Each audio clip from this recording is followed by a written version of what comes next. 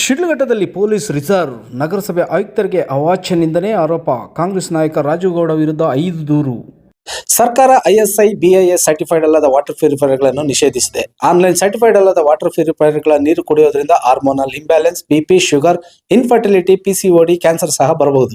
ಸರ್ಕಾರ ನಿರ್ಧರಿಸಿದ ಎಲ್ಲ ಮಾನದಂಡಗಳನ್ನು ಅನುಸರಿಸಿ ಕ್ಯಾಸ್ ಸಿಸ್ಟಮ್ಸ್ ವಾಟರ್ ಪ್ಯೂರಿಫೈಯರ್ಗಳ ಲ್ಯಾಬ್ ಟೆಸ್ಟ್ ಆಗಿ 100% ಸೇಫ್ಟಿ ಮತ್ತು ಕ್ವಾಲಿಟಿ ಇರುತ್ತೆ ಅಂತ ಗವರ್ನಮೆಂಟ್ ಅಪ್ರೂವ್ ಮಾಡಿದೆ. ನಿಮ್ಮ ಕುಟುಂಬದ ಆರೋಗ್ಯಕ್ಕಾಗಿ ಕ್ಯಾಸ್ ಸಿಸ್ಟಮ್ಸ್ ವಾಟರ್ ಪ್ಯೂರಿಫೈಯರ್ನೇ ಬಳಸಿ. ನಮ್ಮ ಕನ್ನಡ ಮೈತ್ರಿ ನ್ಯೂಸ್ ವಾಹಿನಿಯನ್ನು ನೋಡಿ. ಕ್ಯಾಸ್ ಸಿಸ್ಟಮ್ ವಾಟರ್ ಪ್ಯೂರಿಫೈಯರ್ ಖರೀದಿಸುವವರಿಗೆ 10% ರಿಯಾಯಿತಿ ಕೊಡಲಾಗುವುದು. ಪ್ರೀ ಡೆಮೋಗೆ ಸ್ಕ್ರೀನ್ನಲ್ಲಿ ಕಾಣಿಸುತ್ತಿರುವ ಫೋನ್ ನಂಬರ್ ಅನ್ನು ಸಂಪರ್ಕಿಸಿ. ಶಿಡ್ಲಘಟ್ಟದಲ್ಲಿ ಏಕಾಏಕಿ ಪೊಲೀಸ್ ರಿಸರ್ವ್ ನಿಯೋಜನೆಯಾಗಿರುವುದನ್ನು ಕಂಡು ಇಂದು ಹೈ ವೋಲ್ಟೇಜ್ ಚುನಾವಣೆ ಅಥವಾ ಯಾವುದೇ ವಿಶೇಷ ಘಟನೆ ಎಂದು ಸಾರ್ವಜನಿಕರು ಅಂದುಕೊಂಡಿದ್ದರು. ಆದರೆ ಇದರ ಹಿಂದಿರುವುದು ನಗರಸಭೆ ಆಯುಕ್ತರ ವಿರುದ್ಧ ನಡೆದ ಅವಾಚ್ಯ ನಿಂದನೆ ಪ್ರಕರಣ ಎನ್ನುವುದು ಬೆಳಕಿಗೆ ಬಂದಿದೆ. ಪರ್ಮಿಷನ್ ಇಲ್ಲದ ಒಂದ್ ಬ್ಯಾನರ್ ಇದ್ರೆ ಬೆಂಕಿ ಹೇಳ್ತಿದ್ದೀನಿ, ಹೊಡ್ಸ್ತೀನಿ ಅಂದ್ರೆ ಹಂಗಿಂಗಲ್ಲ, ಜನಗಳ ಕೈಲಿ ಹೆಂಗ್ ಹೊಡಿಸ್ತೀನಿ ನೋಡಿ. ಏನ್ ಸರ್ ಹಂಗ್ ಮಾತಾಡ್ತಾ ಇದ್ದೀರಾ ನೀವು? ಏನ್ ಹೊಡಿಸ್ತೀನಿ ಅಂದ್ರೆ ಸ್ಟಾಫ್ಸ್ ಗಳಿಗೆ ಹೊಡಿಸ್ತೀರಾ? ಕೆಲ್ಸ ರೆಸ್ಪಾನ್ಸಿಬಿಲಿಟಿ ಇದ್ರೆಲ್ಲ ಕೆಲಸ ಮಾಡ್ರಿ. ಅಲ್ಲಿ ರೆಸ್ಪಾನ್ಸಿಬಿಲಿಟಿ ಕೆಲಸ ಮಾಡಿದಿರಲ್ಲ, ಈಗ ನಾಳೆಯಿಂದ ರೆಸ್ಪಾನ್ಸಿಬಿಲಿಟಿ ಕೆಲಸ ಮಾಡಿಸ್ತೀನಿ ಮಾಡಿ. ನಗರದಲ್ಲಿ ವಸತಿ ಸಚಿವ ಜಮೀರ್ ಅಹಮದ್ ಅವರ ಪುತ್ರನ ಕಲ್ಟ್ ಚಿತ್ರದ ಪ್ರಮೋಷನ್ಗೆ ಅನುಮತಿ ಇಲ್ಲದೆ ಹಾಕಲಾಗಿದ್ದ ಬ್ಯಾನರ್ಗಳನ್ನು ನಗರಸಭೆ ಅಧಿಕಾರಿಗಳು ತೆರವುಗೊಳಿಸಿದ್ದರು. ಈ ಹಿನ್ನೆಲೆಯಲ್ಲಿ ಕಾಂಗ್ರೆಸ್ ಮುಖಂಡ ರಾಜುಗೌಡ ಅವರು ನಗರಸಭೆ ಪೌರಾಯುಕ್ತೆ ಅಮೃತಾ ಅವರಿಗೆ ಫೋನ್ ಕರೆ ಮೂಲಕ ಸಂಪರ್ಕಿಸಿ ಅವಾಚ್ಯ ಶಬ್ದಗಳಿಂದ ನಿಂದನೆ ಮಾಡಿದ್ದಾರೆ ಎನ್ನಲಾದ ಆಡಿಯೋ ಬೆಳಗ್ಗಿನಿಂದಲೇ ಸಾಮಾಜಿಕ ಜಾಲತಾಣದಲ್ಲಿ ಹರಿದಾಡುತ್ತಿದೆ. ಈ ಘಟನೆಯನ್ನು ಗಂಭೀರವಾಗಿ ತೆಗೆದುಕೊಂಡ ಪೌರಕಾರ್ಮಿಕರು ಹಾಗೂ ಸ್ಥಳೀಯ ಶಾಸಕರ ವಿರುದ್ಧವೂ ಅವಾಚ್ಯ ಶಬ್ದಗಳನ್ನು ಬಳಸಲಾಗಿದೆ ಎಂದು ಆರೋಪಿಸಿ ನಗರಸಭೆ ಮುಂದೆ ಧರಣಿ ನಡೆಸಿದರು. ರಾಜುಗೌಡ ಅವರು ಬಹಿರಂಗವಾಗಿ ಕ್ಷಮೆ ಯಾಚಿಸಬೇಕು ಎಂದು ಆಗ್ರಹಿಸಿ ಪೊಲೀಸ್ ಠಾಣೆಯಲ್ಲಿ ದೂರು ದಾಖಲಾಗಿಸಿ ಪ್ರತಿಭಟನೆ ಮುಂದುವರಿಸಿದರು.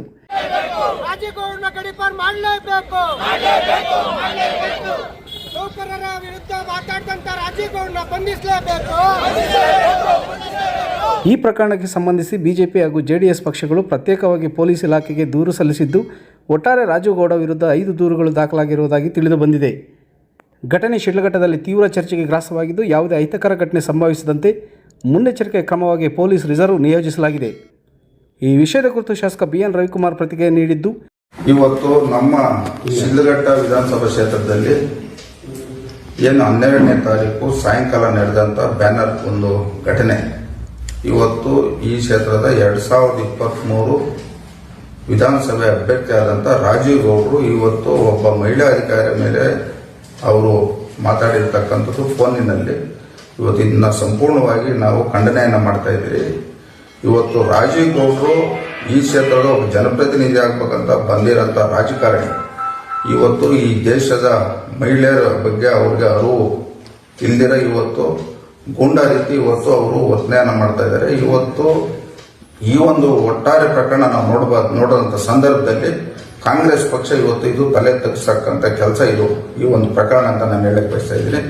ಇವತ್ತು ರಾಜೀವ್ ಗೌಡರು ಇವತ್ತು ನಮ್ಮ ನಗರಸಭೆ ಆಯುಕ್ತರನ್ನು ಬೈದು ಸಹ ಇವತ್ತು ಅವಾಚ್ಯ ಶಬ್ದಗಳಿಂದ ಬೈದಿದ್ದಾರೆ. ಇವತ್ತು ಗೂಂಡಾ ರೀತಿ ವರ್ತನೆ ಮಾಡಿದ್ದಾರೆ. ಅದೇ ರೀತಿ ಇವತ್ತು ನಮ್ಮ ಒಬ್ಬ ಶಾಸಕನಾದಂತ ನನ್ನ ಮೇಲೂ ಸಹ ಇವತ್ತು ಅವಾಚ್ಯ ಶಬ್ದಗಳಿಂದ ಬೈದ್ದಾರೆ. ಇದಕ್ಕೆ ಸಂಬಂಧಪಟ್ಟಂಗೆ ನಮ್ಮ ಪಕ್ಷದ ಮುಖಂಡರು ಇವತ್ತು ಅವ್ರ ಮೇಲೆ ಈಗಾಗಲೇ ಒಂದು ಪ್ರಕರಣ ದಾಖಲೆ ಮಾಡಿಸಿ ಇವತ್ತು ಅವ್ರನ್ನ ಕೂಡಲೇ ಅವ್ರನ್ನ ಅರೆಸ್ಟ್ ಮಾಡಿ ಅವ್ರಿಗೆ ಜೈಲು ಕಳಿಸ್ತಕ್ಕಂಥ ಒಂದು ಸೂಚನೆಯನ್ನು ಸಹ ನಾನು ಸಂಬಂಧಪಟ್ಟಂತ ಪೊಲೀಸ್ ವರಿಷ್ಠ ಅಧಿಕಾರಿಗಳಿಗೂ ಮತ್ತು ತಾಲೂಕಿನ ಪೊಲೀಸ್ ಅಧಿಕಾರಿಗಳಿಗೂ ನಾನು ಈಗಾಗಲೇ ಸೂಚನೆಯನ್ನು ಕೊಟ್ಟಿದ್ದೀನಿ.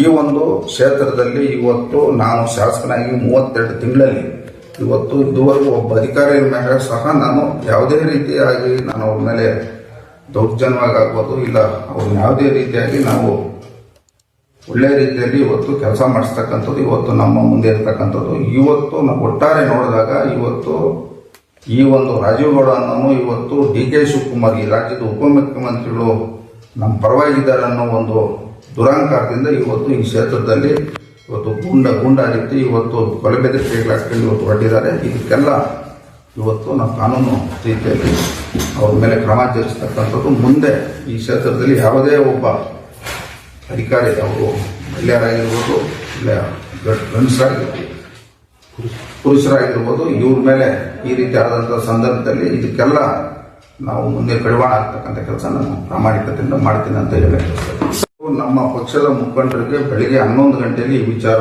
ಇವತ್ತು ವಿಡಿಯೋ ವೈರಲ್ ಆಗಿದಂಥದ್ದು ಇವತ್ತು ಮಾಧ್ಯಮಗಳಲ್ಲಿ ನಾವು ನೋಡಿದಂಥ ಸಂದರ್ಭದಲ್ಲಿ ಇವತ್ತು ನಮ್ಮ ಕ್ಷೇತ್ರದ ಎಲ್ಲ ಮುಖಂಡರು ಇವತ್ತು ಬಂದು ಇವತ್ತು ಇದ್ರ ಬಗ್ಗೆ ಸಂಪೂರ್ಣವಾಗಿ ಇದ್ರ ಬಗ್ಗೆ ಚರ್ಚೆಯನ್ನು ಮಾಡಿ ಇವತ್ತು ಯಾವ ರೀತಿ ನಾವು ಅವ್ರ ಮೇಲೆ ಕೇಸ್ ಹಾಕಿಸ್ಬೇಕು, ಯಾವ ರೀತಿ ಅವ್ರ ಮೇಲೆ FIR ಮಾಡಬೇಕು ಅನ್ನೋ ನಿಟ್ಟಿನಲ್ಲಿ ಇವತ್ತು ಗ್ರಾಮಾಂತರ ಪೊಲೀಸ್ ಸ್ಟೇಷನಲ್ಲಿ ಇದ್ದಾರೆ.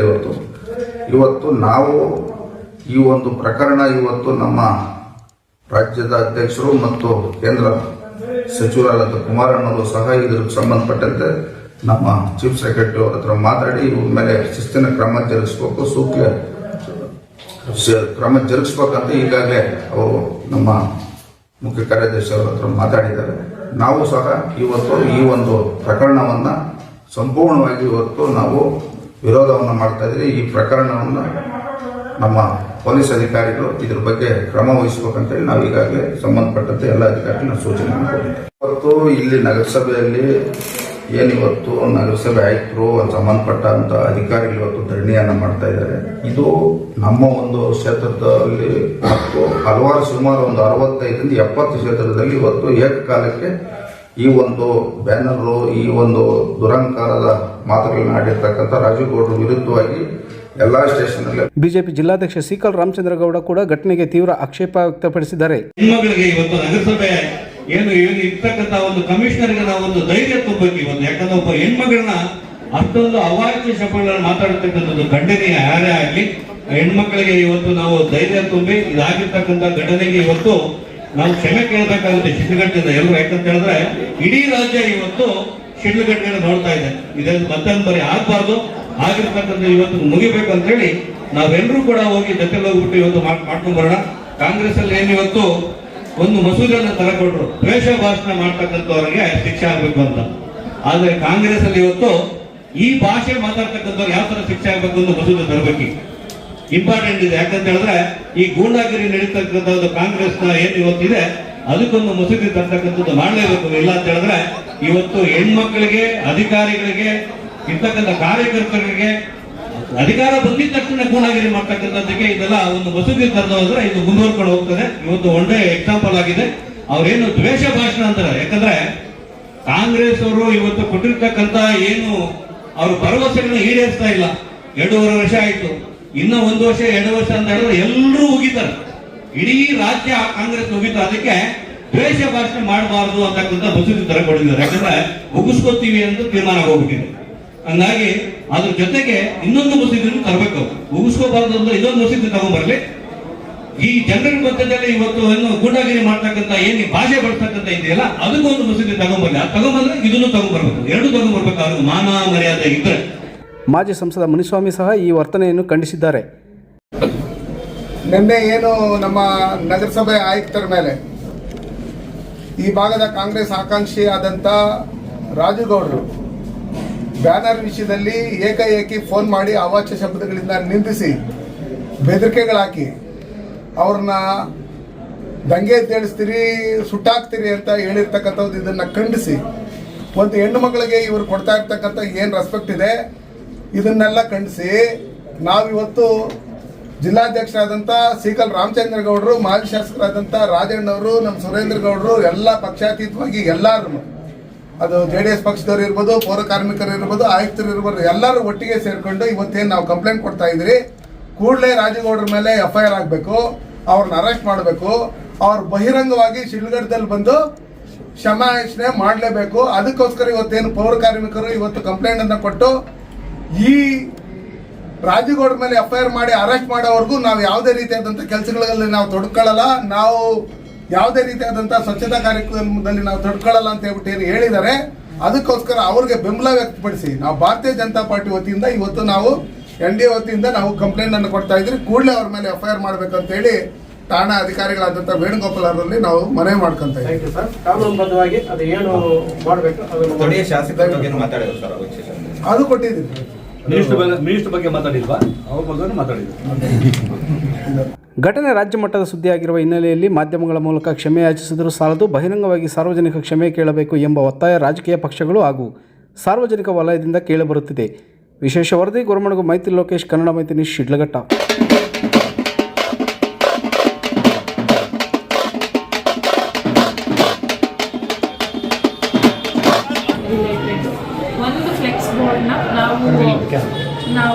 ಸಾರ್ವಜನಿಕರ ಹಿತದೃಷ್ಟಿಯಿಂದ ಅದು ವೆಹಿಕಲ್ಗಳ ಮೂವ್ಮೆಂಟಿಗೆ ತೊಂದರೆ ಆಗ್ತಾ ಇದ್ದರಿಂದ ನಮಗೆ ಕಂಪ್ಲೇಂಟ್ ಬಂದಿದ್ದರಿಂದ ನಾವು ಅದನ್ನು ಒಂದನ್ನು ತೆರವುಗೊಳಿಸಿ ಅದನ್ನು ನಮ್ಮ ಮುನ್ಸಿಪಲ್ ಆಫೀಸಲ್ಲಿ ಅದನ್ನು ಸೇಫಾಗಿ ಇಟ್ಟಿದ್ದು.